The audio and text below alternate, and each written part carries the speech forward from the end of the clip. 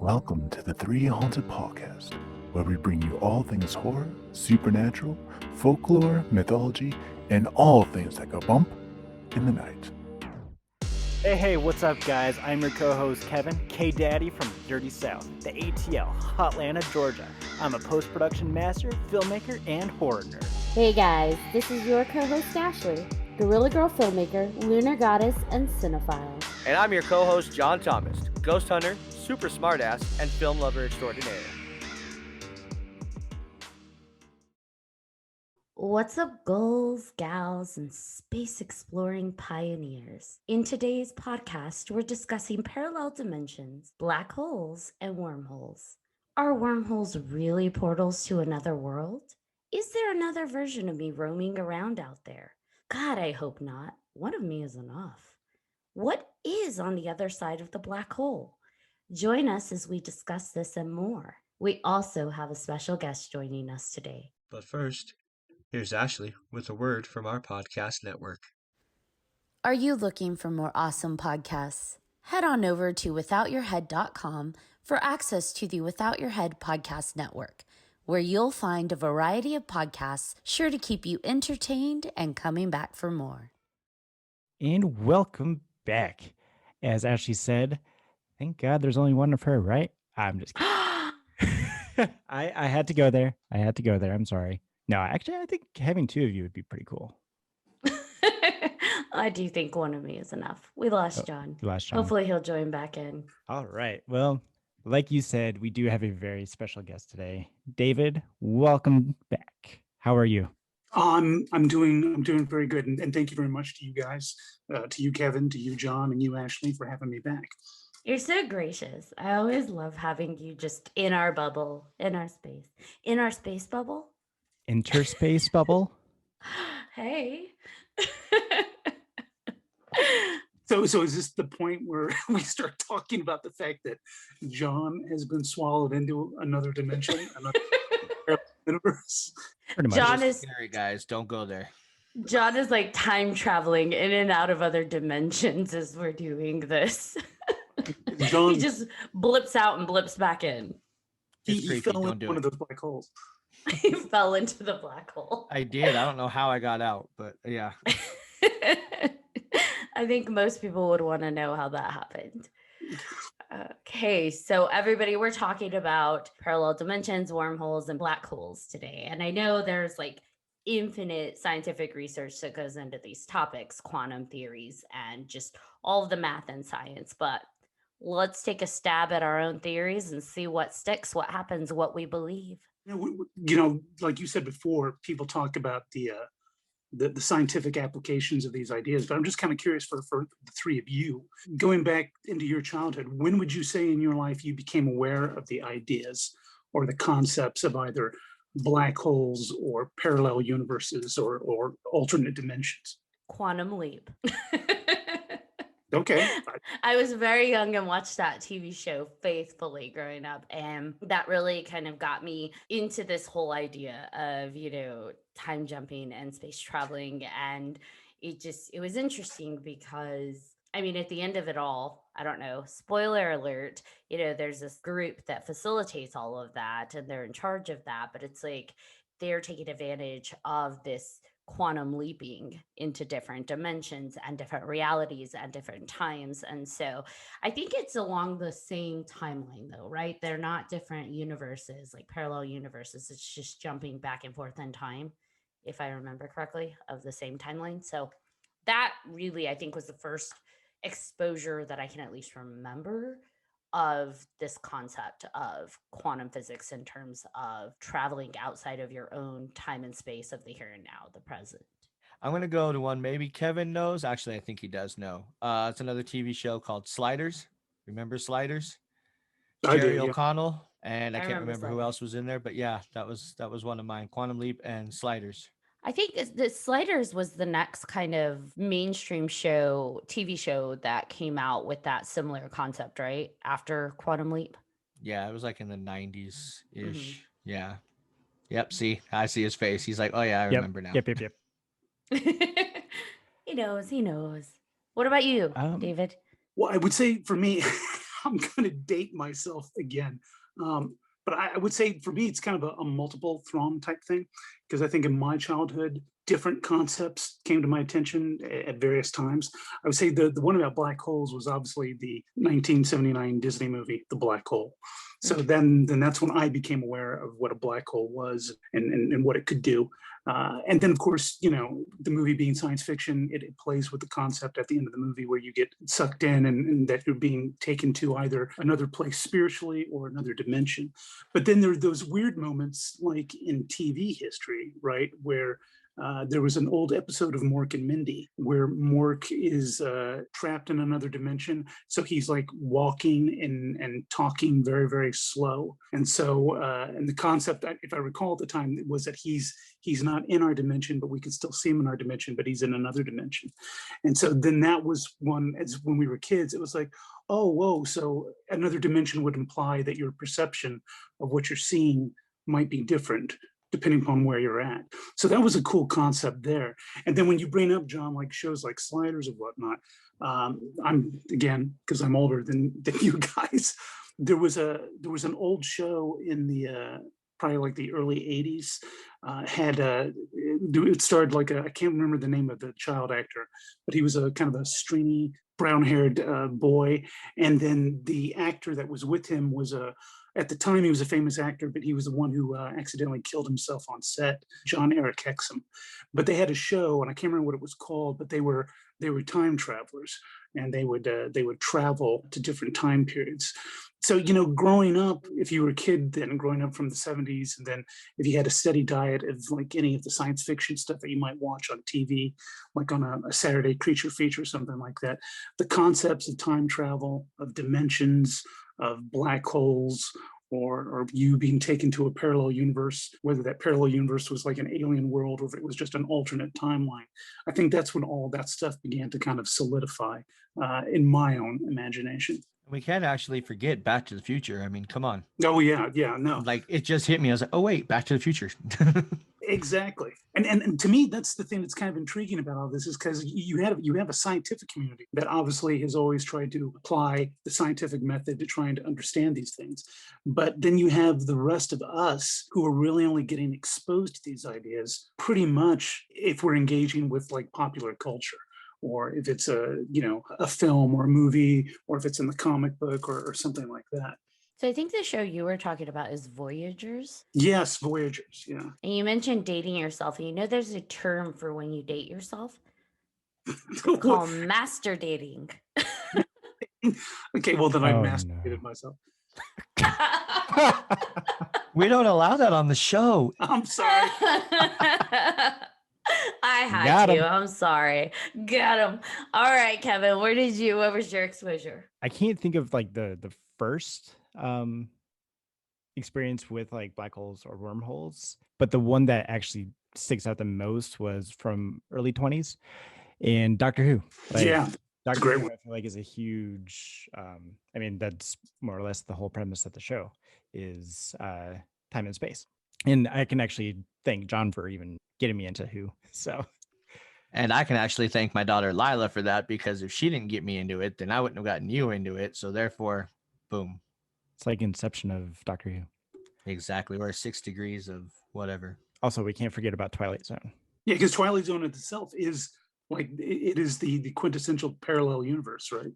Yeah, and I guess, just starting at the base level here, it's parallel universes, and what do you believe in when it comes to parallel universes? Like, do you believe in the multiverse? Do you believe in parallel universes that exist like layered over layer, like a quilt? I mean, what is it that you kind of, when you think about parallel universes, do you ascribe to with that? Like, what's your definition? I guess for me, when I remove myself from how I view it from a science fiction point of view, and then I have to look at the scientific stuff. I think we might have touched on this maybe just a tiny bit the last time.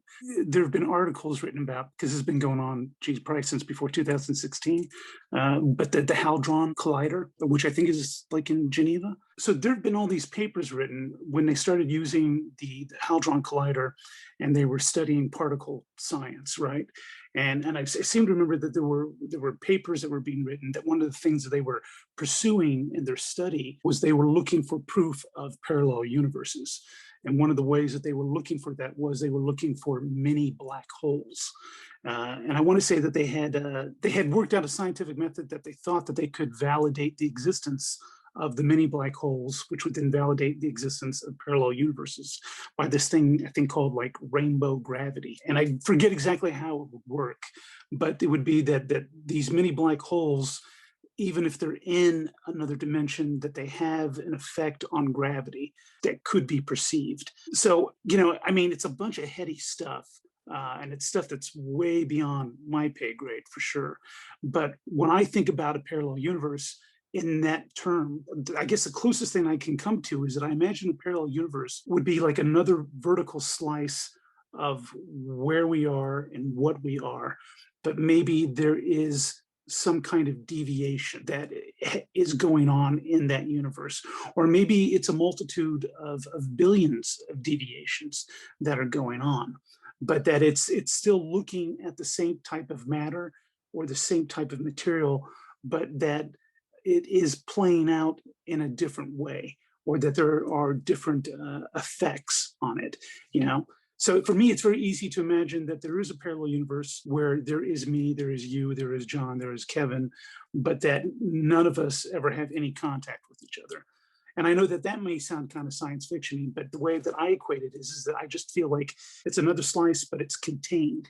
And whatever's contained within that slice is subject to its own rules that are governing, whatever happens to be the rules of gravity, or even if it's just the basic stuff of like, what happened in a person's life, or do trees grow at the same rate? Do animals have all four legs? You know what I mean? So to me, a parallel universe, I can see it being a very tangible, a very realistic thing. But then again, at the same time, I could see where scientists might show up and be like, well, a parallel universe would be something that isn't quite like that. It could only exist for, say, light, right? So that only light can exist in a parallel universe, but like organic matter can't do that. But since I'm such a rabid science fiction fan, I want to believe that parallel universes are essentially, they're just like they're like another room in a house. The small deviations that you're talking about, I don't know why it just reminds me of the butterfly effect, like where one even tiny difference in those universes could create this vastly different outcome, like to one where the four of us may have never even met or started talking. Exactly. Well, I think there's also like, it depends on what type of universes you're ascribing to, anyways, before we even talk about parallel universes, simultaneously running at the same time, because it's this idea of we can guess what's outside of our universe, but we don't actually know, right? And so we have ideas and theories based on our own universe. I like even this idea of the Big Bang, that's not 100% like solid. We know for a fact that's a thing, right? But we can gauge that based on measuring the universe expansion and measuring the age of things that come across our pathway.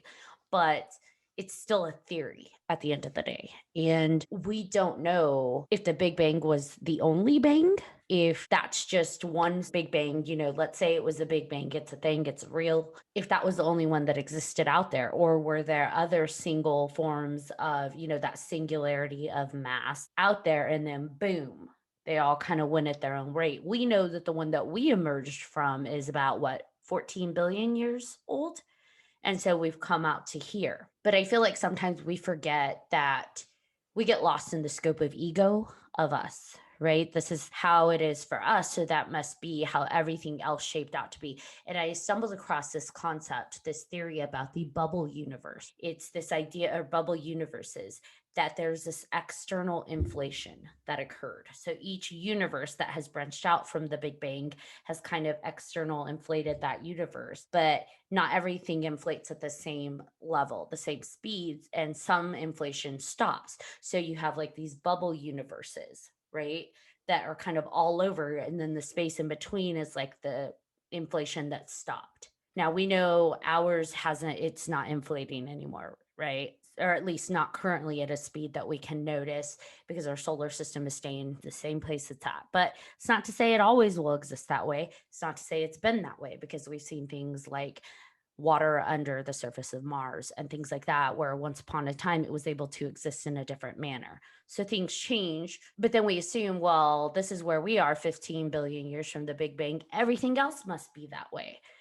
And it's like, well, that's assuming everything else followed the same speed of it, inflation and expansion. And we're only thinking in terms of what we're able to conceptualize, which doesn't necessarily equate to what actually is. Does that make sense? Yeah, no, that makes sense. So I really liked that idea of like this concept of the bubble universes, and that's not something some hokey person made up. Like there are a lot of theories out there about how the universes are shaped. Is it a multiverse? Is it infinite universes? Or is it a combination of universes, but because we're only limited on a certain amount of time, 14 billion years of the Big Bang, so many combinations have only been allowed to come into play.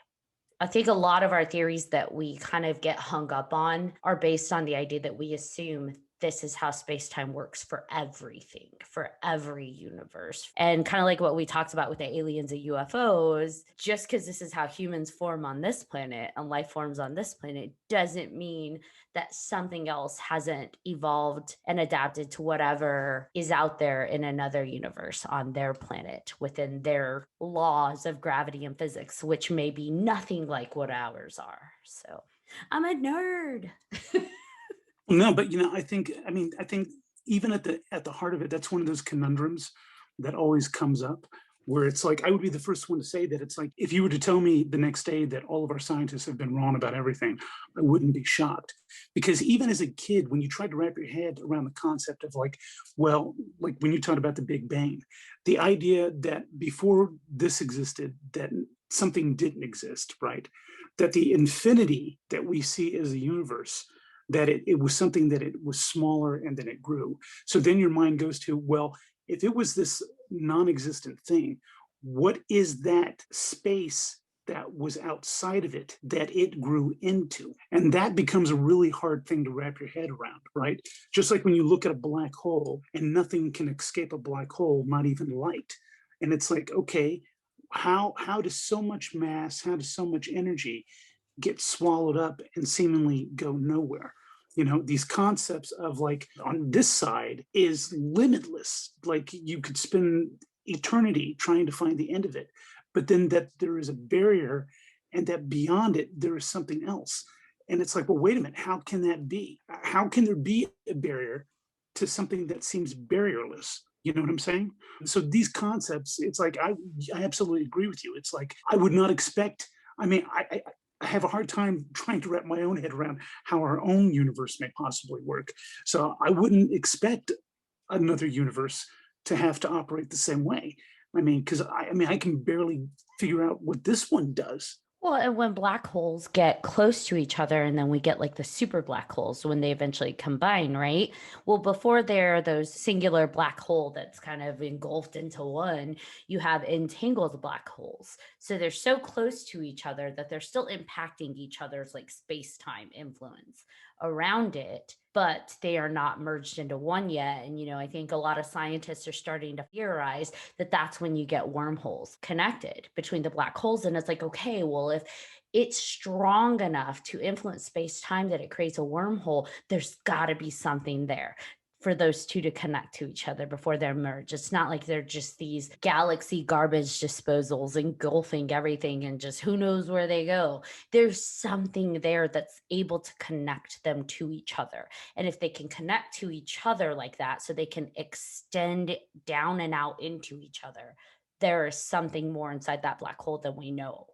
And I know that there are scientists trying to figure out how to utilize that data, because once you open that black hole to have that wormhole connection, there's got to be a way. I think they call it like a black hole information escape or something like that, to figure out how to identify what's inside those black holes, because that whatever's connecting them, stuff is actually coming out of the center, not through the event horizon, to connect into that wormhole. So it'd be interesting to see like what's in there. So I'd like to just qualify that the entangled black holes is a theory. It's not been 100% proven, but they've done a lot of like lab research and doing their own model testing, mathematical testing, just like a lot of our science, applying what they are doing theoretically and digitally in simulations to external factors. So just to let you know, anybody listening, that is not like something that's been recorded and proven out in space. And the truth is, until we become a spacefaring species, and until we're actually out there, a lot of this will always remain very well documented theory, but still just theory, right? Yeah, exactly. Because once you get out into the deep cosmos, only then are you going to know, what is real and what isn't. I think the funniest thing I read though out there was that people use this term that if you fall into a black hole, you would die via spaghettification. That's a theory where like you'd just be stretched. Like, Yeah. yeah. Yep. Okay. Yep. So there's But- no more of you. It's the diet of 2022. But you sorry. No, that was funny. Yes, I actually got a good joke. But you actually shut up, John. I see that. But you actually brought something up that makes me think a little bit deeper with a commonality between previous episodes about energy and how you cannot destroy energy. So if it goes into a black hole, where does that energy go? Or is that the only place that can actually destroy energy? That's a question that I want an answer to, right? Because we're constantly told in science that you can't destroy energy, that energy doesn't die, right? So when you asked me earlier before, like, what are some of my concepts of what a parallel universe is, I can also fall into the same category where I would start to think that maybe a parallel universe would be an explanation for supposedly when we die, that whatever makes us us, we are a combination of organic matter driven by an internal energy. And even when the organic matter dies, the internal energy has to go somewhere else. So does the internal energy then exist within another dimension? So by the same token, when you think about the black holes sucking up and destroying worlds or stars or light, still that energy, I mean, it's not like an ice cream cone, like you described, a garbage disposal unit, right? Because even a garbage disposal unit has to dispose of its garbage. So that's the question. It's like, where does that all go, right? You can disintegrate stuff. I understand that, but where does the energy go? I mean, something happens to it because they've measured and tracked black holes as it consumes the energy and masses around it. It does get bigger for a time and then, shrinks back. And I know Stephen Hawking proposed that black holes get bigger by eating material, but they also shrink because they lose tiny amounts of energy that he coined Hawking radiation.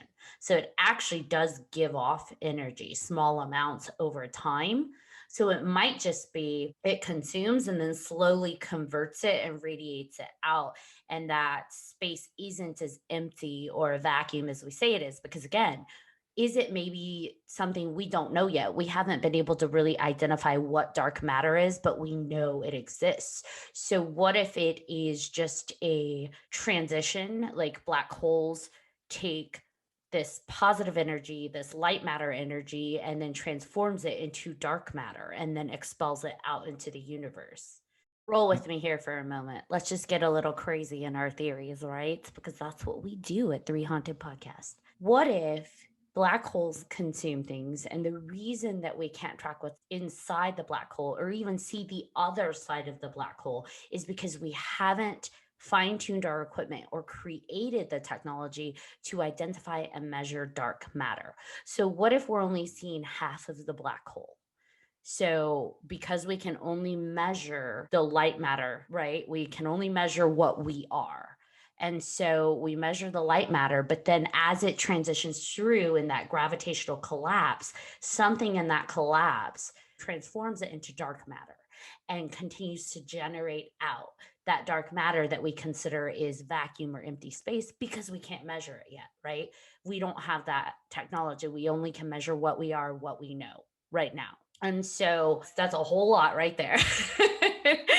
So imagine though, if it's so much bigger than we see, because why is it black holes are at the center of every single galaxy and universe? And it's like, why? Because what if what it's doing is it's that yin to the yang? So we see the light, but we're not seeing that it's transitioning out and funneling out that dark matter to create that symbiosis within our galaxy, to keep those planets in alignment, to keep those stars in the center of these solar systems.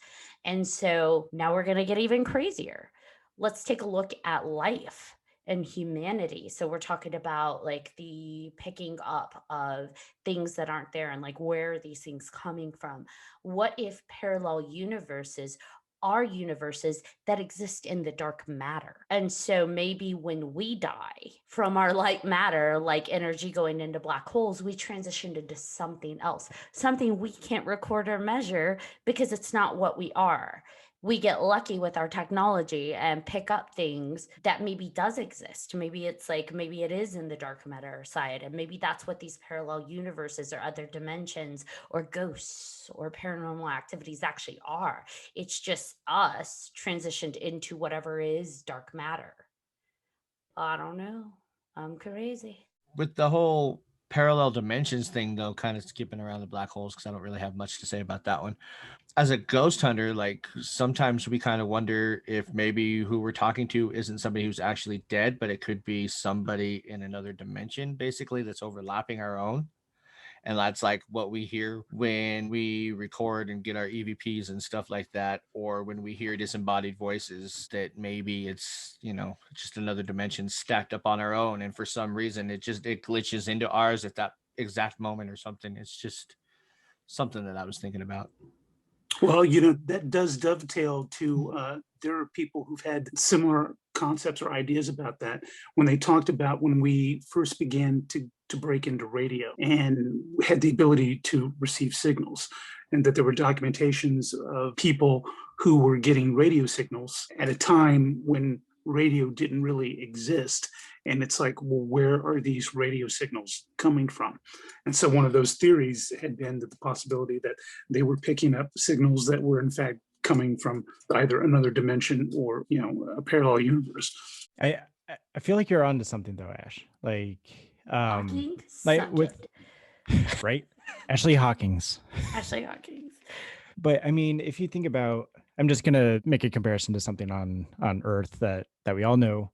And if you go back hundreds of years ago, we thought that light was what we can see, like colors, the light coming from the sun. And it wasn't until we started learning about ultraviolet and infrared light and the whole other spectrum that our eyes can't see. And so maybe you're right. Like maybe there is something else to the black hole that it's doing with what it's consuming that we just don't quite know yet, just like we didn't know about infrared and ultraviolet. Yeah, I mean, it's funny you guys had brought up two things there that I seem to recall had come up when people were talking about the stuff with the Hadron Collider. One of the things was, there were big fears about them using the Hadron Collider, about them doing a particle accelerator and all of that kind of stuff. One of the things that they talked about, but they tried to explain away in terms of trying to alleviate people's fears, was the simple fact that they admitted that they were able to create mini black holes. Now, they're very, very small. I forget what it is, but it's something like below a millimeter or something like that. But they were able to create mini black holes. But the problem that they had with the mini black holes that would manifest is that they were unstable. And as you had described earlier, Ashley, they would simply evaporate. So when people were getting really worried about, oh my gosh, you're going to create a black hole and it's going to suck the earth and destroy everything, they're like, well, no, because it would literally take billions of these mini black holes to manifest into anything that would be destructive to us. But still, even in that concept, what they were talking about, they were very, very forthcoming in the fact of like, we're able to manifest these mini black holes, but we don't know how they work. We don't know what's going on, right? But in those same discussions, like, Kevin, when you talked about light, one of the stuff I remember reading about that I never even knew, but I thought was kind of interesting, was that, different colors of light travel at different speeds. And that's another thing that like I have a hard time wrapping my head around, because it's like, well, why is that? Why does different color of light travel at different speeds. And all of these things have an effect, apparently, upon everything that we're talking about, which again is like, so if there are these little nuances to this kind of stuff, it's easy for me to make the leap as opposed to just believing in ghosts, making the belief that it's like, okay, well, the hereafter is a parallel universe. Or like you said, Ashley, maybe it's the conversion into, I don't want to say it antimatter in the way that people typically think of antimatter, like you're going to blow up, but that it's the opposite of where we're at. So maybe those things that we've heard, communications or visitations, the appearance of light, right? Whether it's light orbs or the amalgamous formations of spectral light and stuff like that, that these things could be the fragments or the hallmarks of getting a glimpse of one universe bumping into another universe. If I could add on that, but there's also been very similar theories about deja vu being a parallel universe or an alternate universe, basically coming into phase with this universe. And it's typically in those theories, it's universes that are almost mirrored, but with slight variations. And it just happens that whatever events are happening in that universe and this universe are happening at the exact same moment. And that's why you get the deja vus. You're tapping into those universes, basically. I was actually going to bring all that up. Thank you, Kevin. That's awesome. Well, and there's so much we don't even know about ourselves. Like, we only know the capacity that we use our brains is smaller than, we don't use the 100% full capacity of our brains. We are pretty powerful mechanisms for computing information, but we forget that we are receptors as well. We are like little mini energy tuning forks. And so, is it really that far of a stretch that there are things we can't see and measure out there, like dark matter, that exist, and we are receptive to maybe that kind of energy vibration? And that's not a meta in terms of, like, what did Callie call it? Woo woo? That's not woo woo. That's science in terms of we are receptors. And I think sometimes we get so stuck on this, I am a human and I am a thinking person with feelings, that we forget we are also organisms within a greater scientific universe that we don't necessarily understand our full capabilities and capacities as well. I think sometimes get caught up in the idea that we give out things, we create, we understand, we acknowledge, and we learn and explore, but we forget that we can receive. We can receive energy in forms of emotion, in terms of wavelengths, in terms of light. And maybe dark matter impacts us more than we know, but we have no way of really discovering how yet, just because we don't have the tools or the resources to identify it yet. Because I know dark matter, what did they say? Okay, so I'm trying to remember exactly what I read, but it's something like dark matter produces an attractive force within the universe. So the gravitational energy that holds galaxies together is because of dark matter. And we know that because we know visible matter doesn't have enough gravitational pull to keep the galaxies together. So there's something else out there keeping the forms. We can make that assumption based on what we know about visible matter. But again, it's one of those things. There's a lot out there. There's something out there to hold galaxies together. And we can't see it, we can't track it, but we know it's out there, kind of like aliens. It all fits, it all relates, because the stuff you were talking about right there, I mean, if I break it down for myself, right, if I just try to make it work from my own head, right, if everything that we are, if everything that we interact with, everything that we exist within is all based upon particles, we're all based upon particles upon particles upon particles that have relationships with other particles that transmit energy and information to other particles, then it would make sense that those particles would have relationships where there would be no limitation. So those particles, that when you talk about us being receivers, that it's like, why wouldn't there be some kind of, again, not to sound woo-woo, but why wouldn't there be some sort of universal connection just on that subatomic level, right? So, and if everything does break down to a particle, no matter what universe that you're in, then that would kind of imply then that everything is all related to one another anyway. So why wouldn't one thing be able to travel to another location or to be in another space, right? And again, I know this gets really heady and it gets really kind of confusing because it's like, A person can be like, well, yeah, a particle can be here and there. But if an organic matter is comprised of particles, if the organic matter dies, well, the animal, the person, whoever dies, you don't get to go and be in another place, right? But then again, that comes back to that whole thing about like, well, if you subscribe to the idea of our souls as being energy, right? Wouldn't that imply that those are particles as well? That those particles can have an existing relationship? So why can't multiple dimensions exist? Why can't there be a parallel universe?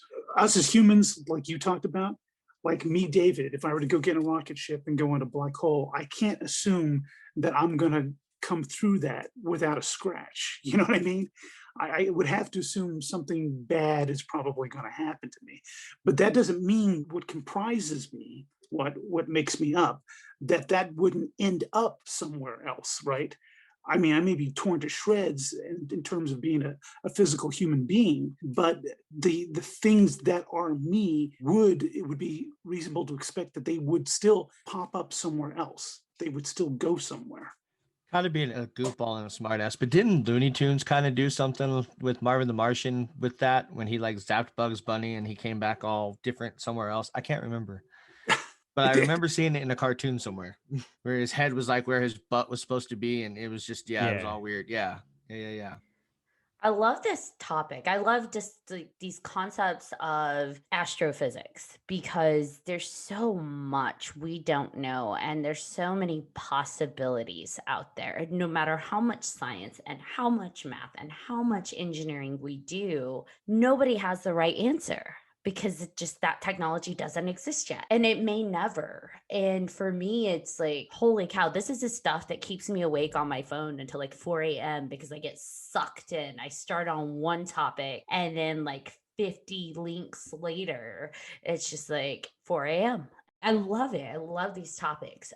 Coming back to something that John and David touched on, you had talked about receivers and potentially getting information from other universes or dimensions. And I had read this really interesting article about the Antarctic. It's like a balloon called the Anita, the Antarctic Impulsive Transient Antenna.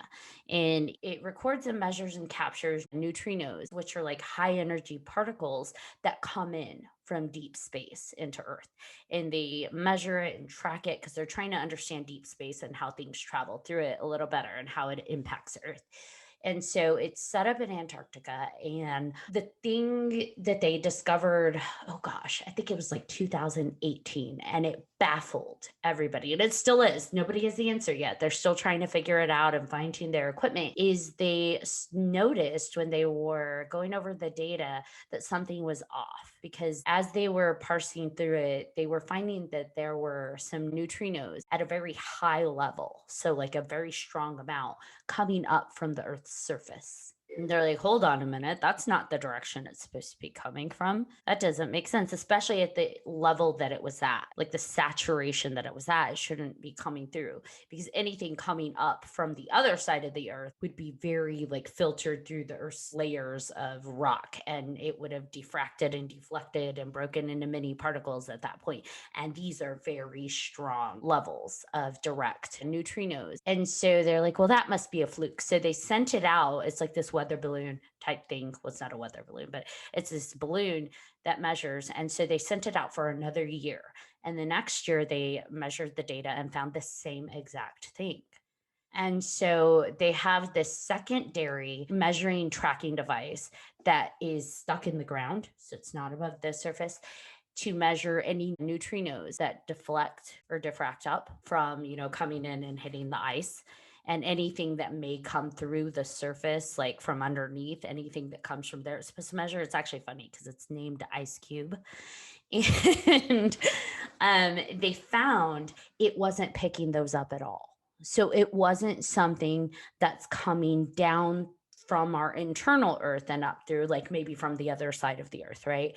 And coming up through. So they're like, where the hell are these coming from? Because it's not coming up through the Earth.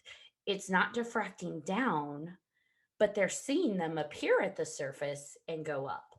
So they can't figure it out. They are currently trying to modify and upgrade and fine tune their equipment to see like what's happening, but nobody knows. And scientists, some scientists get excited and they're like, oh my gosh, it's parallel dimensions. It's coming from another dimension and blipping in, because that's essentially what's happening, right? It's essentially just appearing and coming up and out. So where's it coming from?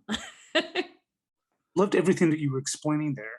And that's kind of the problem that I have, or the conflict that I have when I think about these things. Because when I think about it from a scientific point of view, right, or I try to adopt the scientific point of view, which is just very pragmatic, very, okay, let's not get crazy with fantasy and stuff like that, it still becomes pretty hard to figure out. Because, like, as much as I love a movie like Interstellar, right, Chris Nolan's Interstellar, I absolutely love that movie. I think it's a fantastic film.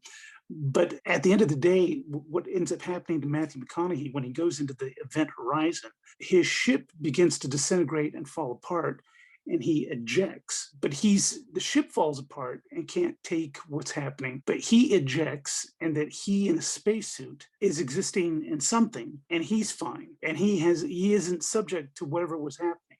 And then, of course, whatever it is that he happens to be in, where he's able to have an effect through the time-space continuum, where he's actually interacting with his own past and the past of his daughter and his life. And then at some point, he's just thrown out of it. And then he's just picked up in space without anything happening to him. When I watch a movie like that, it's like you almost want a film to be able to handle the kind of in-depth kind of discussion that you're talking about, in terms of the science of it, to where someone, kind of like a car mechanic, can open up a book and then show you, okay, here's how we go about replacing your carburetor. You know what I mean?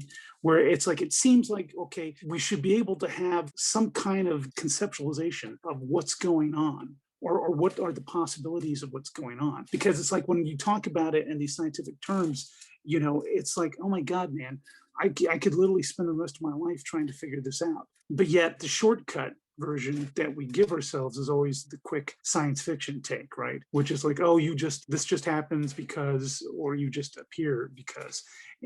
But yet something intuitively tells you there's got to be more to it. There's got to be something far more to how the universe works and how this all plays out, right? Because going back to the thing I talked about earlier, about talking about like whether I believed a parallel universe was just kind of like a vertical slice of where we are, or if it's like what you talked about, or if it's the place that we go when we die, right?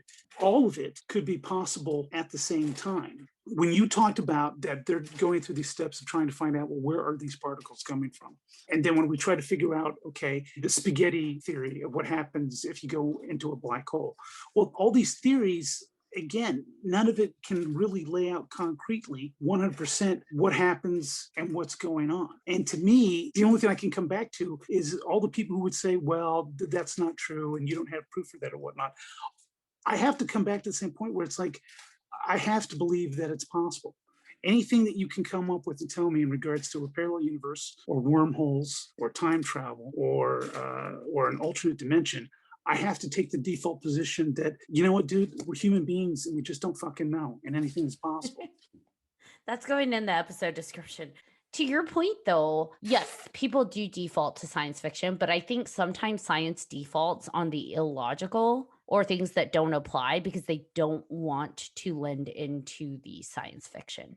So they will come up with the most what sounds scientific idea they can think of. But even that's a stretch sometimes. Like with that one, with the neutrinos, they traced the eruption of supermassive black holes to some radio frequencies that were being picked up. And they said, aha, that's where maybe that's coming from. And it's like, really? But if that's the case, wouldn't your other detector, Ice Cube, have picked that up coming through? Like, if these things are strong and at their pure form, why are they coming up through the same place every single time and not being diffracted or broken down by the time they reach the surface to some extent? Why are they still pretty intact and strong? Again, I think sometimes people reach for what they hope makes sense because they don't want the can of worms of what does it mean if there are parallel universes? What does it mean if there are other dimensions? I think that scares people more. And so it's like, oh man, no, it was them black holes erupting out there. Yeah, that's what it was. Mm-hmm. And it's like, okay, sure. And maybe a solar flare happened that day too, but it's still not making sense. If you say this is how the patterns work, the neutrinos come in and they deflect and they refract and all those things, or they come through the earth and then they refract, they're broken up by the rock and the ice surface, then that still doesn't explain the strong untouched ones that seem to be just appearing. Right. So I don't know. I'm not sure I'm buying that one, but I mean, they're trying. They're trying to find out, but sometimes I wonder if they grasp for what, like, the first connection they can make instead of continuing to pursue further and deeper. Well, I thought years ago there were reports that there were even experimentation going on with transporter technology. I mean, not like in Star Trek, but where they were trying to get a particle to transport from one place to another. And then once again, even in something as simple as that exercise, you have to stop and like go, if you can make that happen, if you can make a particle transport from one location to the next, doesn't that once again open up the same can of worms where it's like, okay, so what did you just travel through? Where did You know, go? what is the nothingness in between? What is that? Because obviously it can't be nothingness. Obviously there was a pathway. There was a way to get there. Yeah, you have to exist. You don't go from, like we said, right? Energy does not get destroyed. So if you organically, as you are, that you're in one place and then you end up in another place, your organic had to be somewhere in between there. So I don't know. I'm with you. And I kind of remember something about that, David. There was also questions about if the particle travels, is it actually still the same particle, or is it Yeah. just more or less a clone of the first one? There's so many questions. Right. Yeah. And then that opens with the Pandora box. And when you go back to the same concept, right? Where it's like if you're jumping from a universe to a universe, does it come down to something like that? Where you're like, well, a parallel universe is just a clone universe. Everything is a clone of a clone of a clone of a clone of a clone. And that you can never get back to the point of origin. It's always going to another version, which again would be maddening to me. It all leads to this madness of infinity. And it's like, okay, where does this go? You know what I'm saying? But isn't that kind of what the foundation of Quantum Leap was? Like, once he left his timeline and his home, he really couldn't go back. It was always moving forward into a different body and a different space. It was still like his sentient mind, but it was always someone new, some different time, some different place, some new body. So maybe, like you said, once you're gone from where your original origin point was, there's no going back. Well, then for future travelers, if we can get this technology to work, that's gonna suck. Is it? Is it though? Because I think there's a lot of people out there that, given the opportunity to travel time, dimensions, and universes, they'd say, "See ya, like I'm good. I'm fine. On to the unknown." I will grant you that if obviously if you were selecting a team of people and you had the technology where they could be preserved as what they are as organic beings, and if they didn't have ties, if they didn't have families, if they didn't have connections, if you could choose people who were willing to take that risk and to voyage into whatever it is, if it's a parallel universe or a dimension, and whether that's a time difference or whatever it is, I could easily see that people would do that, you know. But then the flip side, the backside of my mind goes to, again, and this is totally wrong, this is totally bad, but because we've grown up on it, it's like I would never want to be in a situation like the Upside Down from Stranger Things, right? Where you're going to a screwed up parallel universe that is actively trying to kill you. Not necessarily because of anything other than the simple fact that you're almost like an invading cell. But I mean, to that point, isn't that kind of what our astronauts risk? At least the first ones that go to each, and maybe not upside down universes, but like the first ones that go to a new space, whether it's the first ones that go to the moon, the first ones that go to Mars, the first ones that go to, like, you don't know what that planet's going to be like when you present your organic matter onto that surface. We have ideas, we test rovers, but that's still a machine. We don't know what it's going to do to you exactly when you put a human on a new planet. Like, is our equipment going to hold up? We have hopes. We we test out equipment and like, okay, well, we're going to send machines first and see what happens. But We don't 100% know, but they're willing to take that chance because it's like, man, I want to be the first one to do that. I want to see what the unknown is. Like the first human that ever went into space.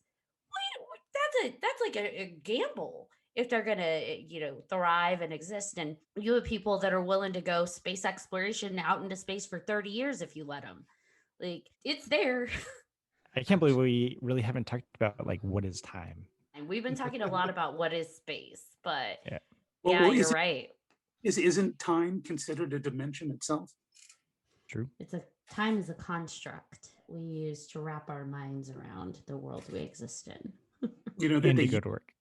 they used to refer to time as the fourth dimension, right? There was a period of time when people would talk about the fourth dimension, and then it was like, well, time is the fourth dimension. But you're right, Kevin, because time is, as Einstein would say, it's relative to all of this.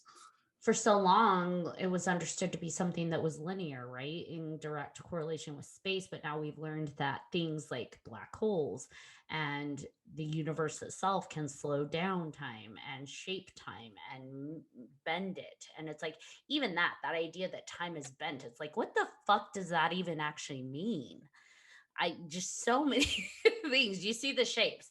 You see like all of these diagrams with different shapes of how time bends and arcs and spins. And it's like, what does that mean though? Really, when you hear that time is bent? I don't know. Wibbly wobbly, timey wimey. You beat me to it. I knew you were going to. I mean, do you guys understand what bent time is? No. Like Well, David knows. well, no, I wasn't going to say that. Go ahead, Kevin. like the only way that I've kind of processed it was actually we've talked about Stranger Things like a few times already tonight, but like where he basically took the I think it was the physics teacher, but he took the piece of paper and said like, this is how we perceive time, and then he folded it in half and then shoved a pencil through it and was like, this is how time could bend, where you can go from one point to the other. And that's the only way that I'm picturing how time works. What is actually bending, I have no idea, and I don't even want to pretend to like know what that is. I mean, like in theory, it makes visual sense when we see these things, like around the black holes, where they show how the time is bent. But then when I actually try to conceptualize my brain with that, like, what does that mean though? I don't quite understand it because I know even like you were mentioning, David, general relativity, it's this concept that gravity can bend time. And there we go with that whole bent time. And it's like, but what does that mean? What does it look like?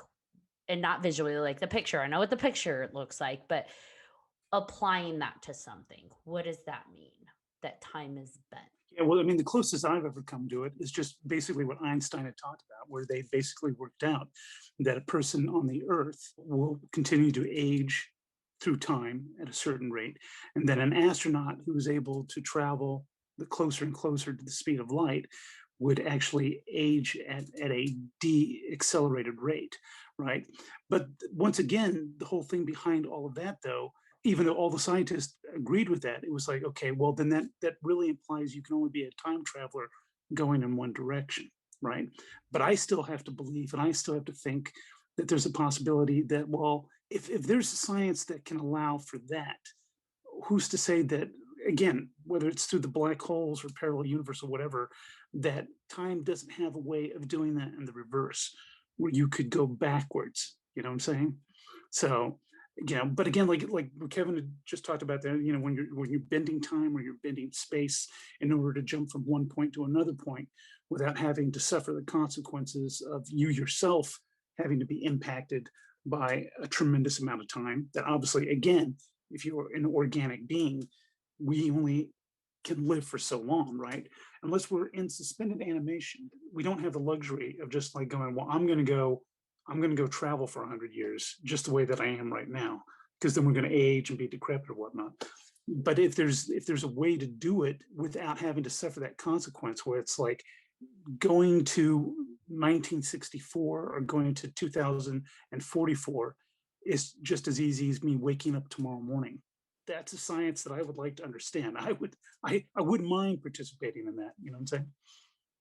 My head is trying to wrap around this because I understand the time slowing down and the time going faster, in terms of like what already is. Like if a person took their spaceship and went somewhere where time slowed down and then came back, they might be younger than their twin who's the same age on Earth, at least like physically. And so I guess I kind of can see that as bent time. But when we talk about time traveling, we're going back to something that already occurred. That's where I start to be like, how if it already occurred? Are you finding like the wormhole that takes you, somehow it's connected to a fast, like the future space and then the previous space, but even then to get to that backward space, are you having to go at an intensely fast speed to get back to that space? Or like let's say we go forward, if you're going through that time hole, to go forward and still maintain the age that you are so that you're not going at the same speed.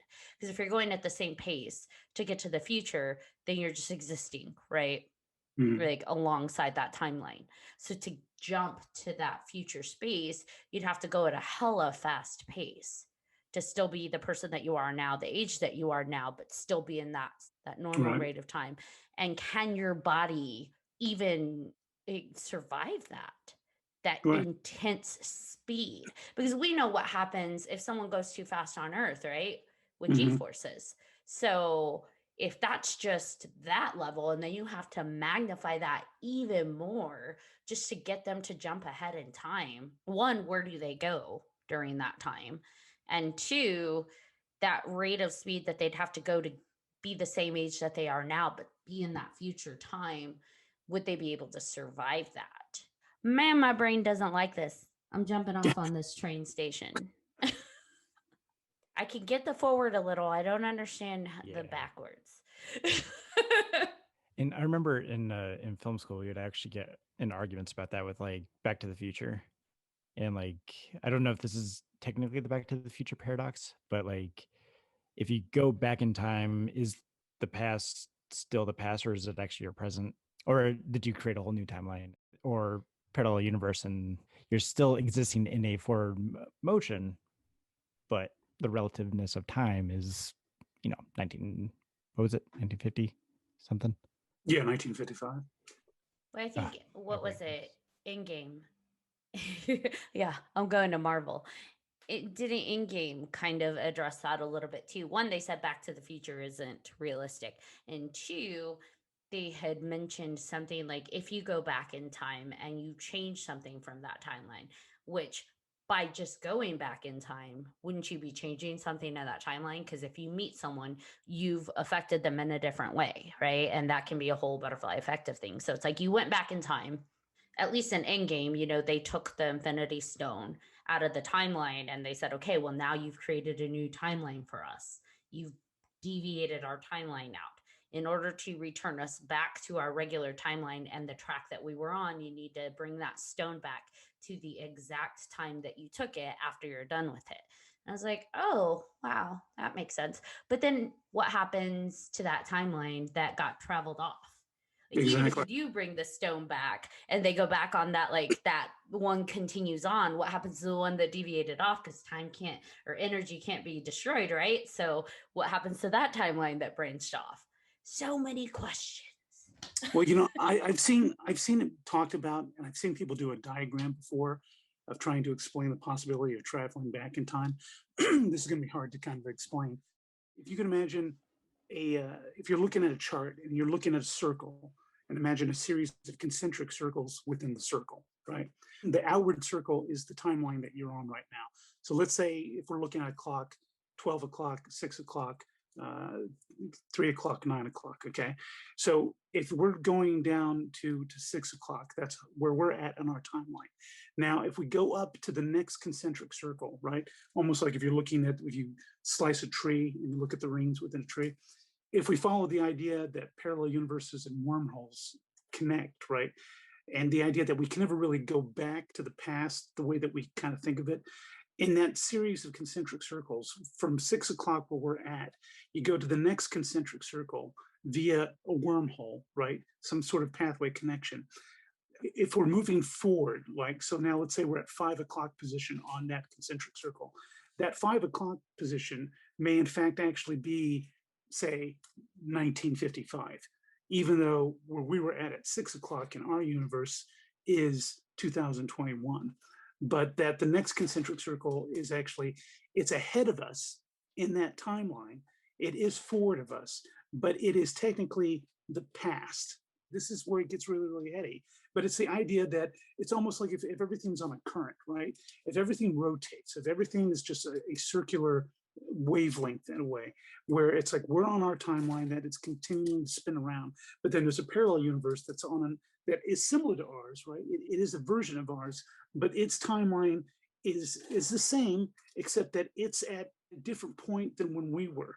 It's spinning ahead of us, even though its past is technically the future for us. It would still technically be the past as we understood what the past was. And as you keep going from ring to ring to ring, you have this same effect where different time periods may be out of sync with each other. So even though we think of it of like, well, that was 30 years ago, the next universe that you go to, you can't say that, because that 30 years is actually maybe 10 years ahead of where we're standing at right now. Again, I know it gets really, really heady, but I've seen people try to draw that out. So it's almost like a blanket being folded over, and Yeah. depending where you're at in that blanket layer, it may be different relationally. And my only problem with that is like, well, how the hell would anyone even know that? You know what I'm saying? How would anyone know where that other timeline is at? But that the core of the idea is that a parallel universe, even though it would be a mirror of our universe, its timeline is offset from where we're at right now. So you take a wheel, you spin it, take the next wheel, you spin it, take the next wheel, spin it. So, everything's like either a quarter ahead or an eighth ahead or half ahead. You know what I'm saying? Nothing is truly parallel, meaning that we're not all standing side by side. Everything is offset. So, but I mean, that's just one concept that I've seen. So many questions. Exactly. Yeah. So many questions, and then again, Just when you like brought aliens.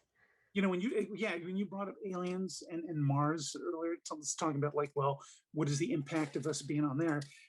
Within the same talk, there would be those who would be like, unless we've already been there before. Say time travel is real and you're able to go forward, backwards, doesn't matter. Would the weight of your person cause an issue? Because like for me, 180 pounds, that's 180 pounds that's not supposed to be existing in that time or place.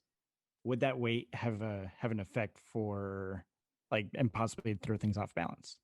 I guess it depends on the rules of that universe, because if it's mimicking our rules, then that shouldn't impact it, because hundreds and thousands of babies are born every day and the sum total of their weight is going to fluctuate. So what the total mass is of the earth. So I don't see that impacting, like, let's say Earth, but that's also assuming that the universe or dimension that you travel to follows the same rules of physics as ours. Now, that's the other question is, do other universes, do other dimensions, do other, I guess, systems follow the same laws?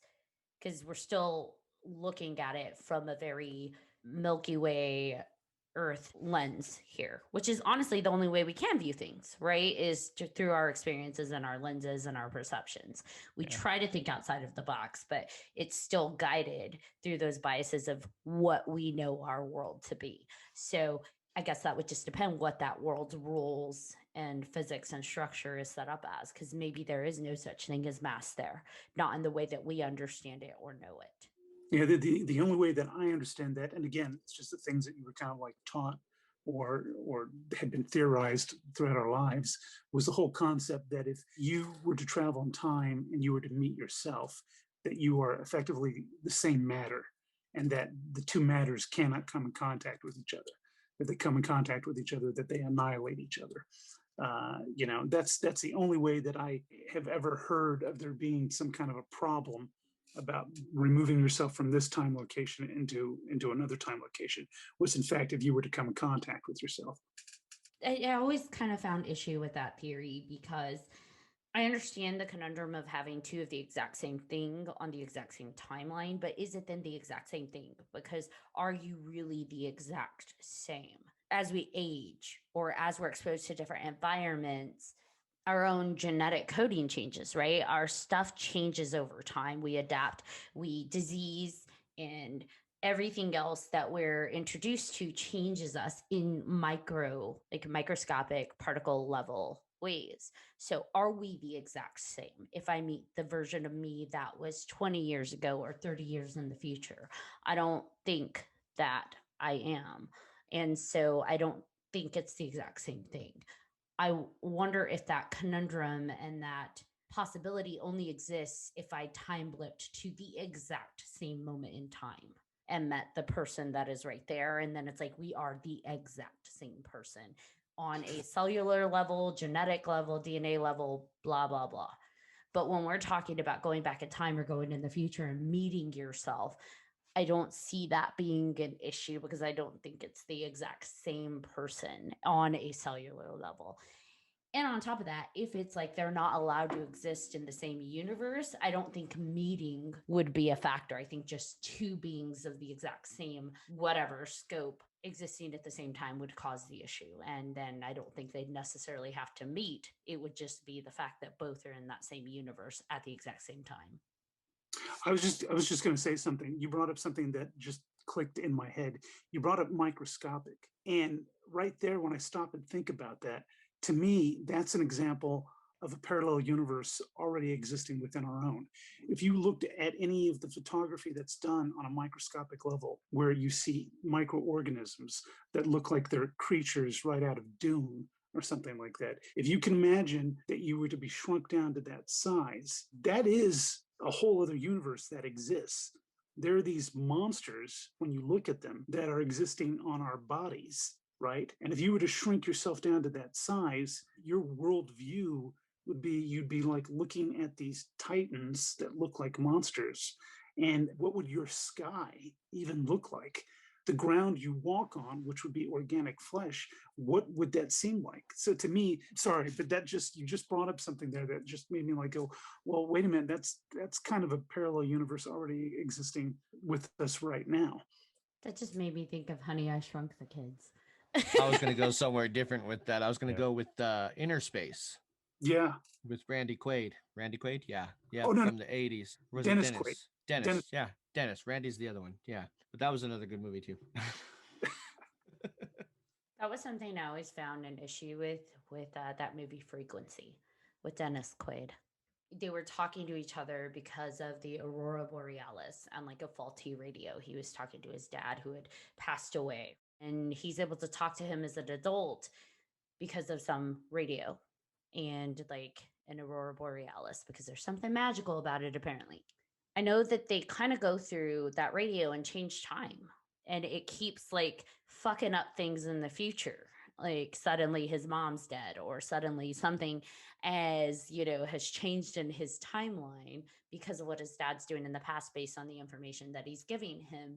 And at the end, he's able to make it to where, and spoiler if you've never seen this, he's able to make it where his dad stays alive and his mom's still alive and all is well, his happy childhood, but he's still the same person. And I'm wondering, like, is that realistic? And I always had a problem with that because I'm like, if your dad stayed alive and you're still the you that remembers talking to your dad on the radio, I get how his dad would remember that because the timeline of him that existed went through that and explored that and lived through that, right? But for him being in the present and talking to the past and knowing his dad had died and knowing then that he caused his mom to die and then his dad lived, where do those memories come from then? And would he still be the same person? Because he remembers the version where his dad died and the version where his mom died and like all of those memories. And it just makes me wonder, like, wouldn't that have changed his entire timeline too, though? He went on the path that he went on because he didn't have his dad growing up. And so then if it's like, okay, your dad, you saved your dad lived, wouldn't that change your memories so that your dad was present in your life? And did that then change your path and what you did? Going into DC, I mean, when Barry Allen, the Flash, he goes back and saves his mom, creates a whole paradox and everything. Going with the TV show, I didn't really read the comics, but I know it's part of the comics too. He goes, he saves his mom, and a couple of people that he knows, like they had a daughter in one reality, and then after he saved his mom, they didn't have the daughter, they had a son instead. And he remembers that, but obviously they don't know anything about it. So it's just, yeah. Then you'd have to ask yourself, like, do you keep that information to yourself or do you share it? Right. And I think at one point he actually brought it up and they're like, what the hell are you talking about? Like, I didn't have, yeah. So, Well, for me, I think, again, for all of this, I just keep coming back to that I'm not arrogant enough to think that I accept that we as a species have the answers to everything. I think about the possibility that all of these things could very well be real and that they could be possible.